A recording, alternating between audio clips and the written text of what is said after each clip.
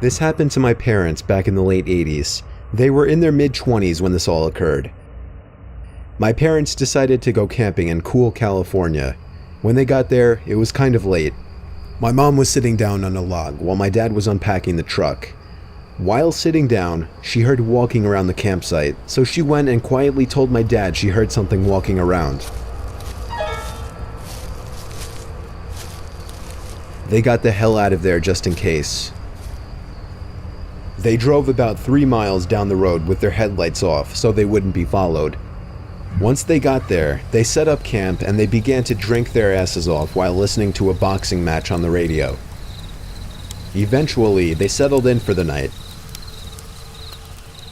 Now, they don't know for sure that this next event is connected to the first, but they believe it is.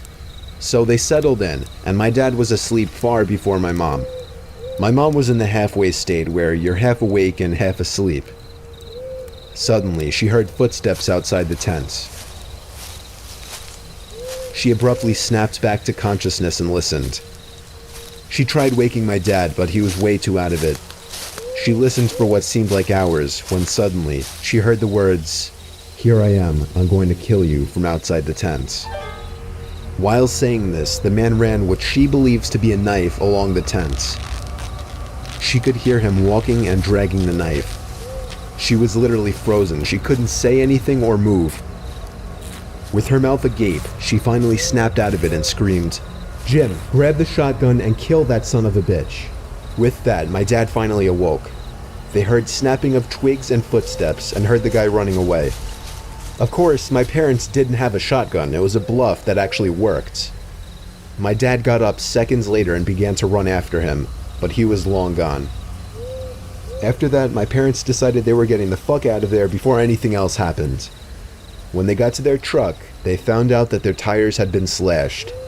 They were in the middle of nowhere and had no way out with some maniac that wanted to kill them nearby.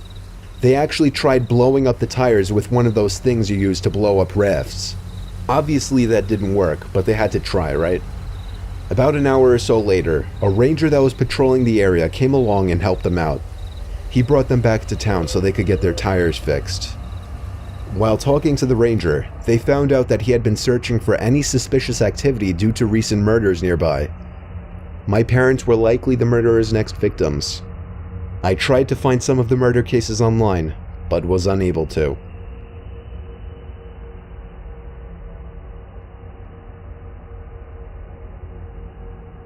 I began babysitting at 13 to earn some extra money to spend horribly on embarrassing things like Fall Out Boy's CDs.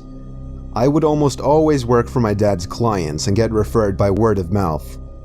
I was babysitting for this one family who had a little girl, 9, and a little boy, 7. The parents seemed okay, if a tad crotchety and awkward, giving me a full schedule to follow and jokingly threatening to beat any boy who might mysteriously show up after they left. It felt cruel for them to accuse me of knowing a boy, given I basically looked like an overgrown baby with frizzly hair at that age. Almost immediately after the parents had left, the little girl started singing the words "We're all alone" in a creepy high-pitched voice. "I know," the little boy chimed in. "Let's play rape." Looking back now, I know the kid probably just heard the term on TV, knew the word was shocking, and said it just for a reaction. I totally bought into it at the time, sputtering wide-eyed and changing the subject quickly. These kids were hell for the next hour. I wouldn't let them watch South Park on the TV because their parents did not seem like the type to allow their precious 7- and 9-year-old to watch a show like that. As soon as I said no, the little girl said casually, "Oh, that's fine. We'll just go play PlayStation in the family room. Feel free to watch it out here." But I knew exactly where that was headed. I said they could watch any other TV show in the living room while I made them dinner.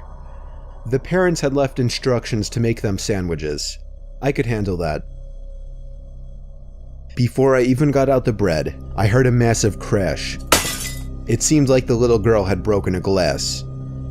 Tutting and pissed, but ultimately with no way to punish her, I cleaned it up while these two incredibly weird kids watched with wide eyes. Dumping the broken glass into the trash, I went back to making the sandwiches. I'm a vegetarian, so while the kids had chicken, I made a simple salad one for myself. Just as I was finishing, the little boy screamed out in what sounded like an exaggerated scream of pain. Nonetheless, I ran over to the couch in the living room to check on him. My ankle, he howled kind of dramatically, flopping back into the couch. By the way he yelled it, I could tell he was a horrible actor. While I tried to figure out how he had allegedly hurt his ankle, the little girl slipped out of the room. Peripherally, I was aware of this, but didn't really pay it any mind. I was focused on this little boy pretending to be in pain. He kept saying, I went to stand, but it hurt too much. I don't know. He kept saying this over and over until his eyes suddenly flicked to just behind me where I could see the little girl standing with a perturbing smile on her face. And just like that, he was miraculously healed. At this point, I was just thinking these kids were really weird, craved attention a little too much, and probably needed more parental involvement. Whatever, I was 13 and that $60 was only 4 hours away. I set out the sandwiches for the two to eat at the dining table. Then I went to get us all soda and returned. After pouring soda for both of them, I realized they hadn't even taken a bite of their sandwiches yet. I asked them what they were waiting for. Then they smiled. For you to take a bite of yours? For some reason, I felt like my heart dropped after she said this, and I'm so glad I had the gut feeling to open the top part of the sandwich, because when I did, I saw glass. Broken glass that I'd put in the trash. I stared in horror at the two kids staring at me with menacing grins. I lost it, shouting at them, explaining they could have easily injured my mouth. What's wrong with you two?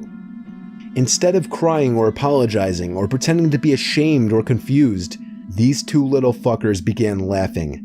Not like kids, it was too low.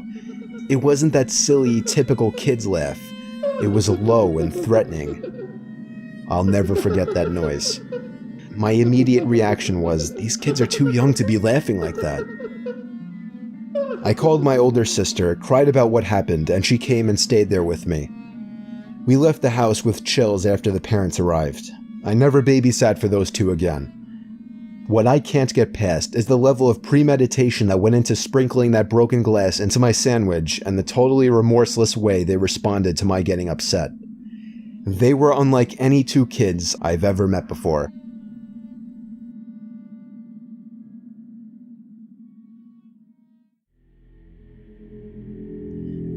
This happened 3 years ago, August 2013 at the time I'm writing this.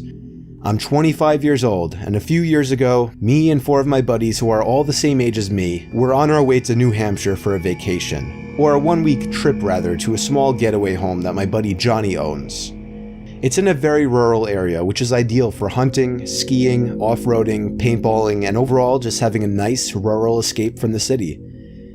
Why in New Hampshire, you may ask? Well, apparently his grandparents owned the land as their own little vacation spot before they passed, and he didn't want to sell it. This was the first time he'd be going up there for a whole year. We had a late start to the day, so we left Massachusetts around 3 o'clock, and after making a bunch of stops on the way there, we were finally just about there at about 7:30. It was starting to get dark now, and the isolated country roads were a bit spooky at this hour.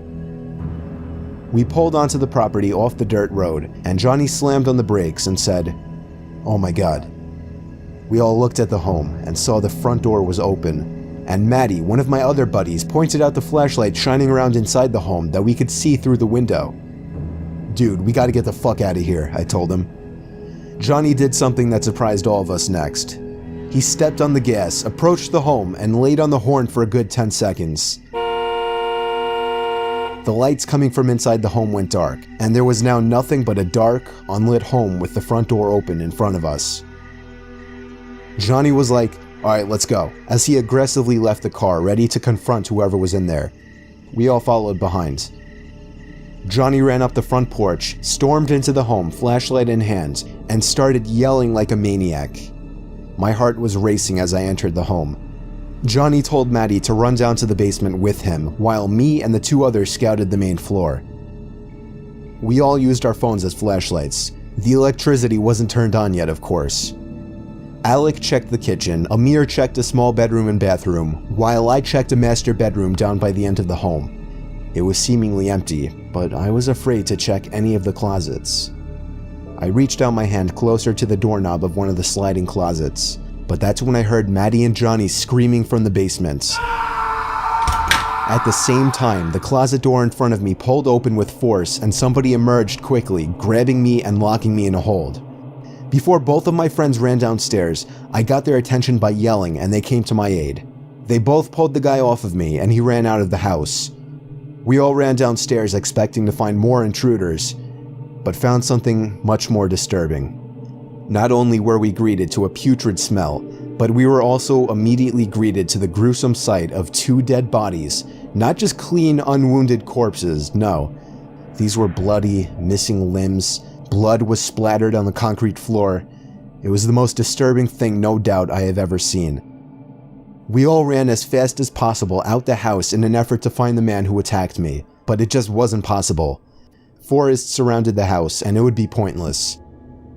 The sheriff's department came to investigate. It became a huge scene with police lines, people taking pictures and fingerprints and everything. The 2 victims were identified as Indian barbershop workers. The cause for the murders is, as far as I know, unknown. I would refer you to Johnny for more information, but I'm not going to invade his privacy and leak his information to strangers like that. When we went home, we didn't speak to each other for about a week. We were all emotionally scarred in a sense, at least for a while. Now, it's nothing more than a story to tell.